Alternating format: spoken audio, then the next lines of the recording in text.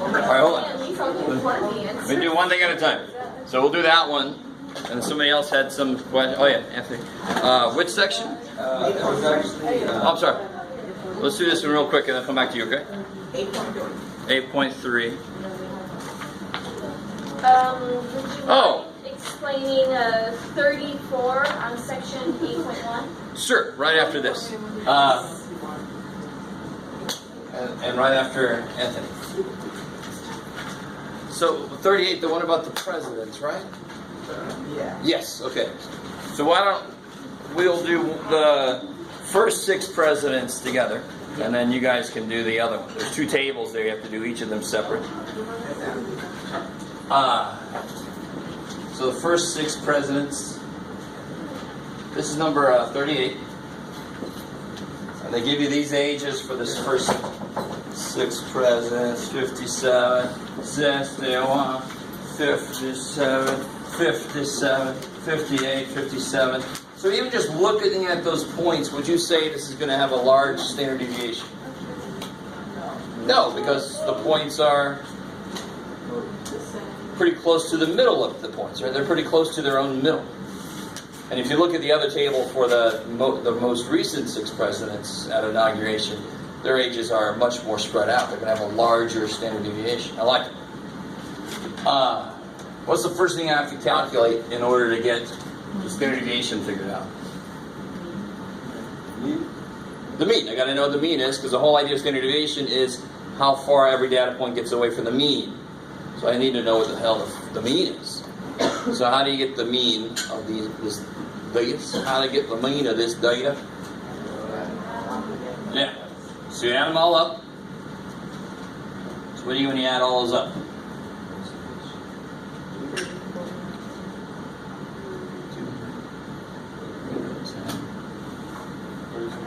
It's going to make me do this. 347? Is that too early for that? 347? All right, Jeff. Yes. Jeff can do the subject that he's teaching. What's up, guys? You guys all right? You guys with me? A little bit? Not at all? Okay. All right. It's just me going. Okay. So the mean is to sum them up and divide by how many there are. That's just the symbol for the thing we've known forever. Maybe not forever, but so there's 347 sum divided by 6, and you get roughly what? 57.8. Okay. Well, that makes sense. 57.8. 57, 57, 57, 57, and then these 2 brought it up a little bit. Okay, cool. How are we doing this so far? Don't round that too much. If you round that too much, you're changing where the center is, and then the standard deviation is going to be bigger than it's supposed to be. All right. So now what do I need? What do I need to calculate now? Let me rewrite my x's down here. Let me put my 57s together. 57 and 58, 61. All right. What do I need here now? Because the idea of standard deviation is, yeah, right? How far away every data point is from the mean. So I need to know what that is first. How far away is each one? It's going to come with a negative sign sometimes, though. That's what we do next thing, right? So what's 57 minus 57.8? Minus 0.8.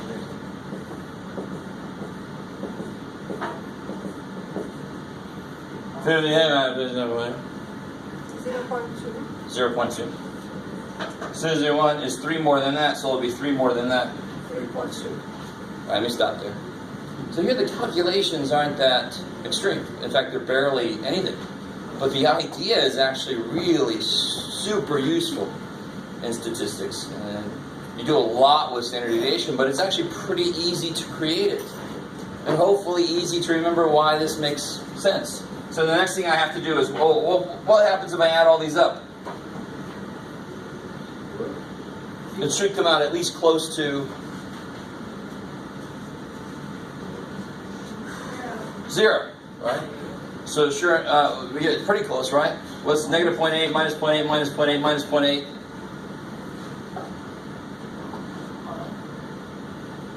What's happening? Are you guys? What's supposed to happen when you add these up? It's supposed to go to 0. Negative 0.8 4 times is negative 3.2. Plus 3.2 is 0. You get a little 0.2 over. Because why do we get a little? Why is that not perfectly 0? Because I'll bet you anything it's not 57.8. What was that really? I should have made a point of that a minute ago. Yeah. You rounded it, didn't you? Who calculated that? You guys got a calculator? Morning, everybody. How you doing? You have a good weekend? Yeah? Can somebody do 347 divided by 6 for me real quick? 57.83. Okay, I got you. So that's fine. It's fine to round it here. In fact, I'll probably tell you to round it to 1 decimal place because I don't want the decimals to get in the way. But that's why this didn't come out to be perfectly 0, because we rounded. Does that make sense? This has got to be really pretty close to 0, or else you made a mistake or you rounded too much. So the next thing I do is square it. Good, to kill the negatives. 8 squared is 64, so 0.8 squared is 0.64. 0.2 squared is 0.4. 0.4. You gotta have 2 decimal places. Oh shit. We good so far? Yeah. And then 3.2 squared? 10.24. 10.24? Okay, cool. I like it. Okay, I see what I want. If I add all those up, what symbol will I put down to represent that? So what do I get if I add these up? What do I get? You gonna make me do it? 76. Whoa! That's a little too much. 12.84. Yeah, if you add these up, you get 12 point something. Right? 1, 2.4, 2.56, 2.59, 2.6. 12.84. 12.84? Okay. And so what symbol, what did we just do? What symbol goes there next to it? No, we haven't gotten the standard deviation yet. We just summed up some stuff. And what's the symbol for sum up? Sigma. I like it. Or the E, dude. I'll take that too. And what did we just add up? What did we just add up? What are these things? Well, we told ourselves what they were. There. So we added up these. Is that cool? Wherever the column is that I added the numbers up, I look at the top of it and it tells me what they were. Why is this so important? Because this is what gets people down in statistics, is all the Greek letters and getting used to this kind of thing where a number is a whole expression. But that is, I added these up and I got this. Okay, that's what that says. So anywhere I see this, I'm going to replace it with that, because that's what it is. Yeah. So the formula for the standard deviation, I've got a square root to kill the squares.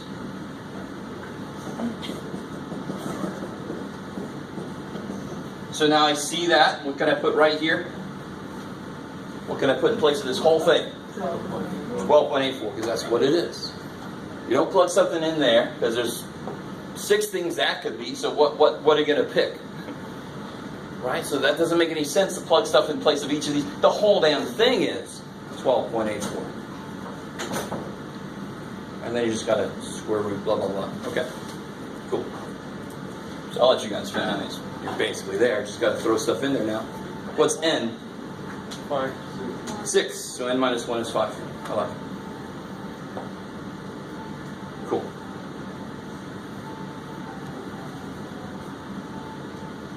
I hear that. All of a sudden I wanted ice cream. That's not the ice cream. All right, let me see, Anthony. Where are we going? Okay, so this is like for people homework, but I think it's from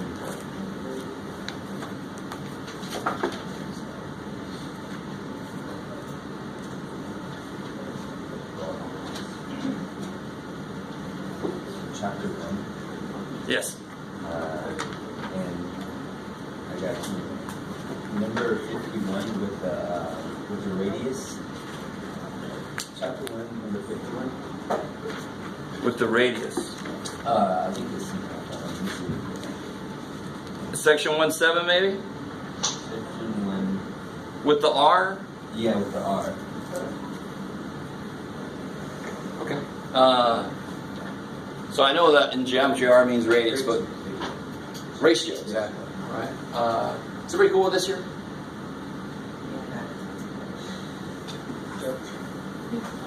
Okay. Yes.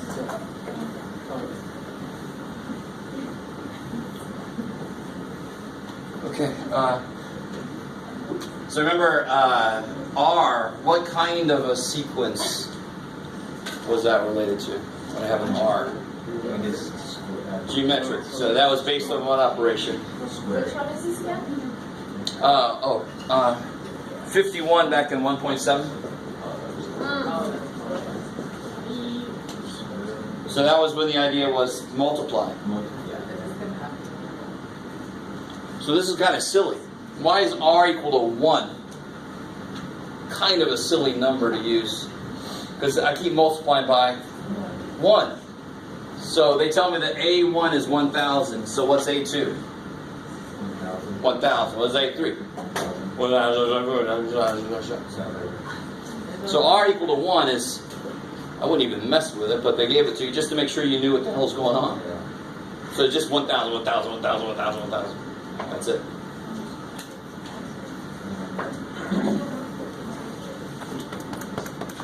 All right. I had a question about making up the test, or just test corrections. One, is it due back, or is it too late? Test and quiz corrections always due by the day of the next test. Oh, okay. And you can turn them in late, you just get fewer and fewer points back the later it is.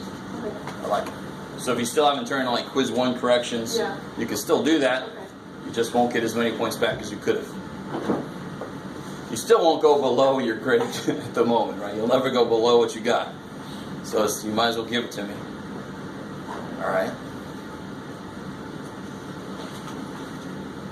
Do you see some more questions? Yeah. About 50.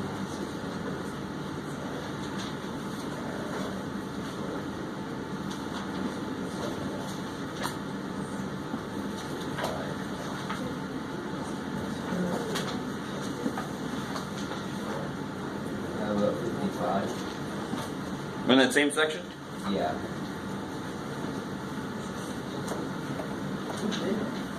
So remember the formula for finding the nth term of a geometric was this. Which makes sense because I start somewhere and I keep multiplying by this over and over and over again. So that's what the formula says. 55, they give you A1 is 10, and they give you R is 4. Right? Negative 4. And they want you to write the first 6 terms. Oh, so I don't even need this formula. When they say write the first 6 terms, you don't even need to use the formula. If you do, it's fine. You get practice. It's great. But if I just start with 10, what's the next number considering the idea? Be careful. This is geometric. Ah, okay. Geometric is based on multiplication. So it'll be negative 40. And then 160, okay, I'll let you finish that. I mean, now you just keep multiplying by negative 4. So these sequences we looked at were very simple sequences. You just keep doing the same thing. Sequences can get much more complicated, but that was our little baby step into sequences. I feel like I skipped over somebody else too. You guys, anybody else have questions? Yes? I wrote 7.4, but I don't know if 7.4, okay.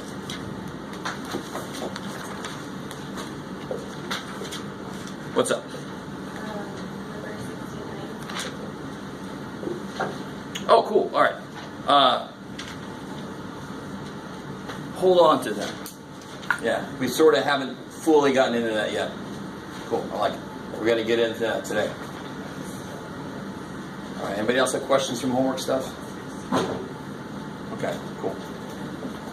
Oh, are you all bummed out? Did everybody see the debate last night? Or are you guys still bummed out about the Chargers? Dolphins won. Oh. They're my second favorite team. Use these things. Anti's out for the season. That makes me sad. What's that? Anti. I know, I'm trying not to think about every game. They could have at least won and lost somebody instead of lost and lost somebody. Oh well. What am I thinking? I should know better by now. Alright. Enough about football. Some of you guys are like, shut up about football. I don't care about football. That's fine. But when Dean Spanos is your boss and you know that work's going to be held because he just lost this week, that's for us. Yeah. All right. So last time we sort of did almost an overview of several probability ideas. What I'm going to try to do is give you go a little bit deeper into some things, but not all the way yet, and then let you guys work on this little worksheet together. So I don't talk as much. I'm just going to put chapter 7 as the heading. We're going to do, they break it down into sections, but they all can be used from one single kind of problem. So I love giving this kind of problem here. You would, Jeff. Oh, let me add some stuff on the outside.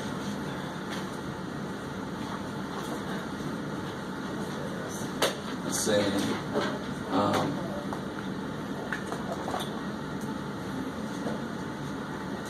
sure. Democrats and Republicans. And I asked them a question, and I asked them, how'd the debate go? Was the debate good last night? Yes, no, undetermined, not sure. Okay, so let's see.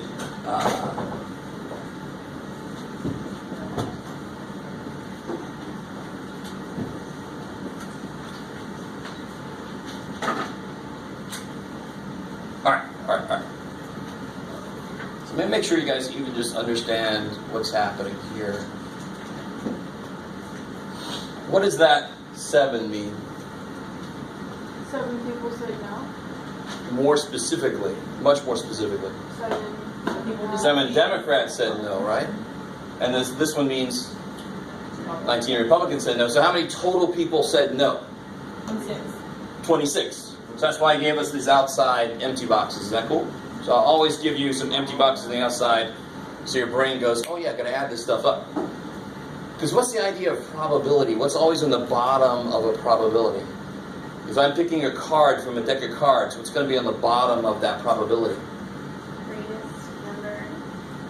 So what's probably going to get a king out of a deck of cards? Well, there's how many kings? 4. Out of how many cards? 52, right? There's 52 cards. Come on, guys. This is not crazy. So the bottom is always the total number of things that it could have been. So I need to total things up to see how many people I got and how many people are in each group. So how many people said yes? 27. How many people said no? 26. How many people weren't sure? 21. So now I know you know how to add. You just don't want to talk to me. It's all right. I'm a mean guy. You don't want to talk to me. How many Democrats did I talk to?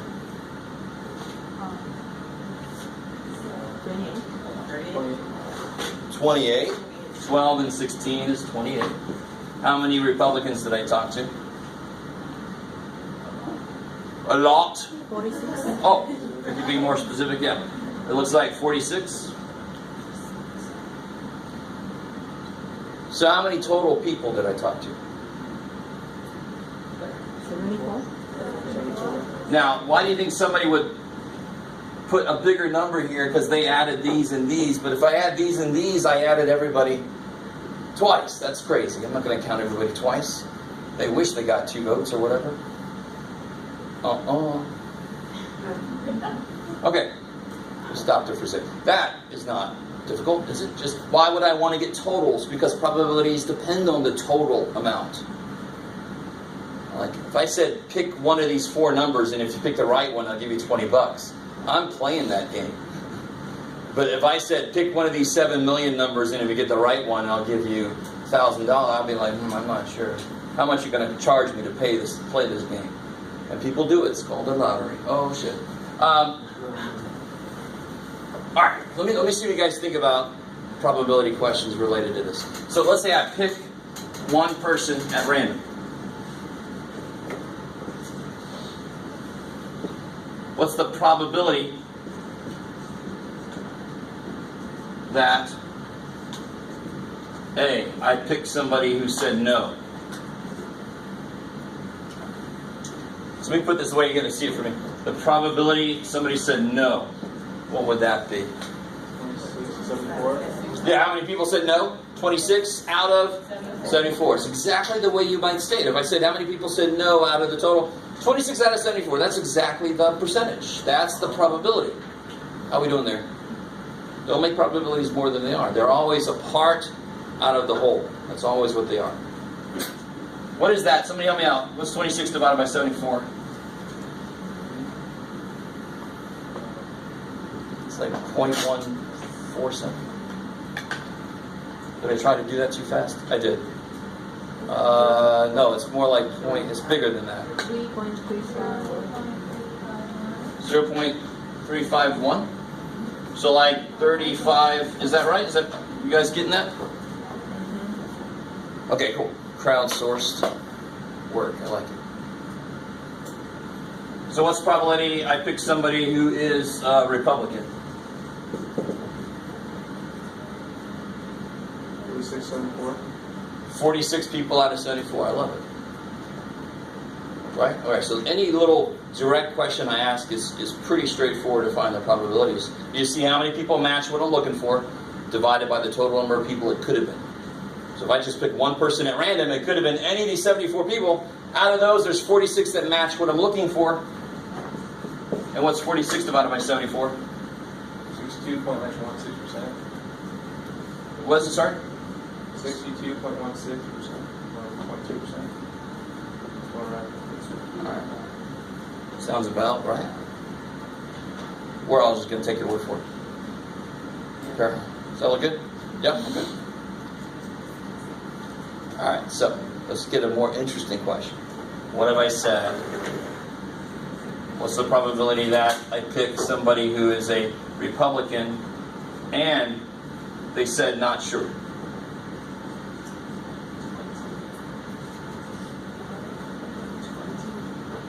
Uh-oh.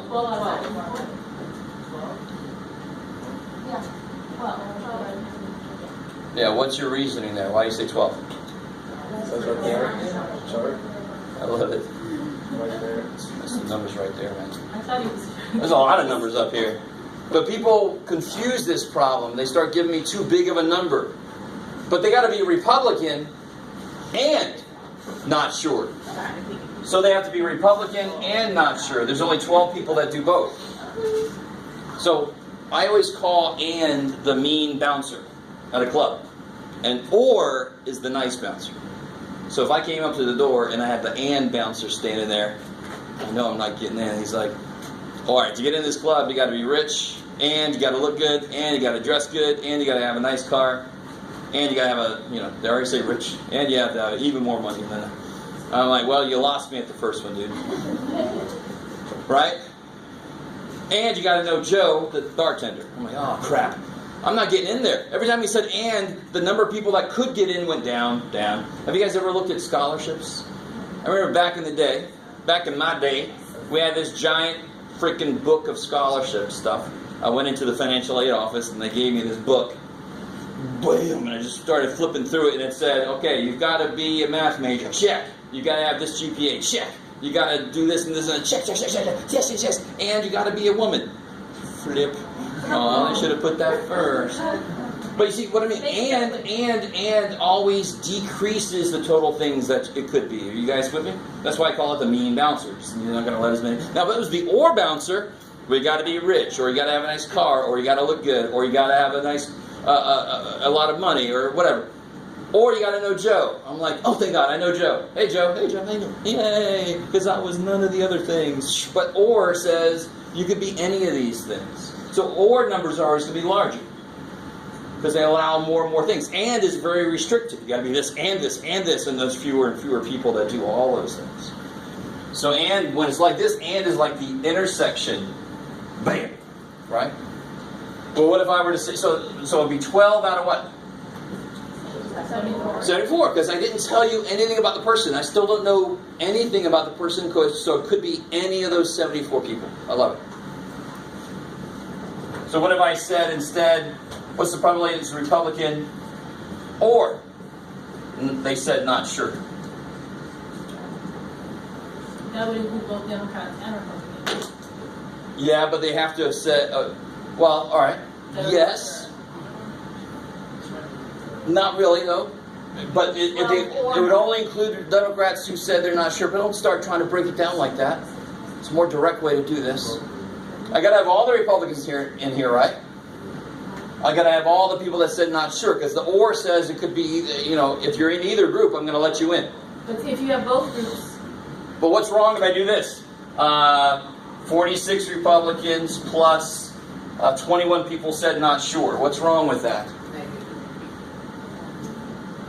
not all of those 46 said not sure. No, you can be a Republican or say you're not sure. So I am going to take all the Republicans. I am going to take all the people that said they weren't sure. But what have I done wrong if I take all these people? You're adding them twice. I've counted how many twice? 12. The ones that are both. I've counted them twice. So that's too big of a number. So I better subtract off how many? 12. 12. Now what's a slightly smarter way to do this? What's going to be on the bottom, by the way, before we get to 74 still. I don't know a damn thing about the person, so it's still going to be out of 74. I like it. A smarter way to do this is to say, okay, let me have all 46 Republicans. How many not sure people have I not counted yet? None. And of course, what's 21 minus 12? Freaking 9. So that's why either way you look at it, it comes out right. I like it. So what do you get?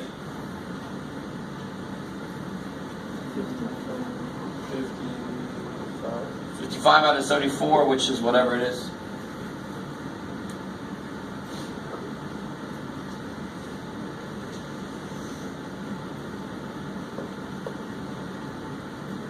Whatever it is. Are we all just going to stay with whatever it is? 0.74 what? 32. 32, okay. 74.32%. Yeah, they're back. Let me stop there for a second.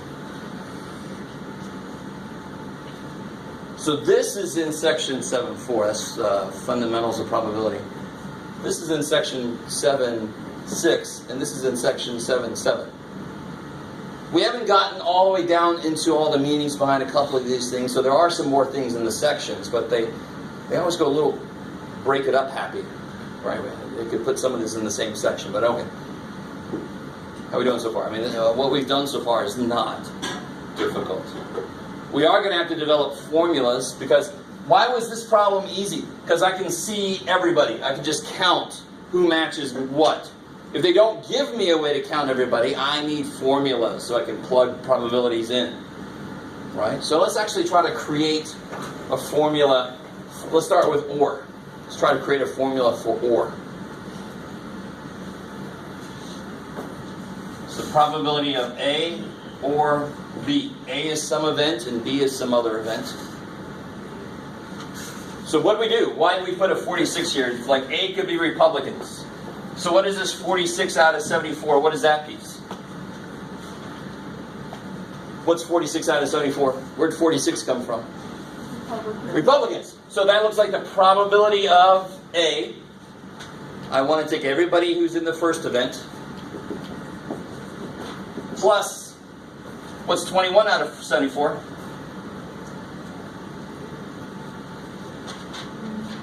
Not sure. I want to take everybody in the second event, but I better subtract anybody who is in Third event. both. Yeah. I got to subtract off because I counted them twice. So I got to subtract off anybody who's in A and B. It's probably the worst way to write that formula, but too bad for me. All smunched up. So probability A or B equals probability A plus the probability B minus the probability A and B. All together at this point. Yes, so let me write it again. I just Long way. run out of board space. Probability of A or B equals probability of A plus the probability of B minus probability of A and B. What's this term called? Do it again, sorry. What is the formula called? The OR formula. The OR formula. So OR is basically addition. I might have to adjust if there's anybody that I counted twice. And we can't really make a formula for and yet. Because why was this one so easy? Because I could just see the numbers. So we don't know what the formula is going to look like for when I can't see the numbers. So we're going to have to develop that here in a little bit. How are we doing so far, yes? And I always tell people this. I'm teaching my stats students, my 160 class is about to have their probability quiz coming up. And I tell them, if I give you stuff to count, don't even use the formulas. They'll just get in your way. Did we need formulas to do this? No. In fact, we made the formula based on what the hell we did. So very often people try to force the formula to work, and it's just easier just to look at it and do it, just to count. All right. So let me ask you a slightly weirder question. And you're all like, why are you asking us to let you? Just do it, man. All of these were out of 74 because I don't know anything about the person. So it could have been any of the 74. But what if I give you information? What if I said, what's the probability that they said no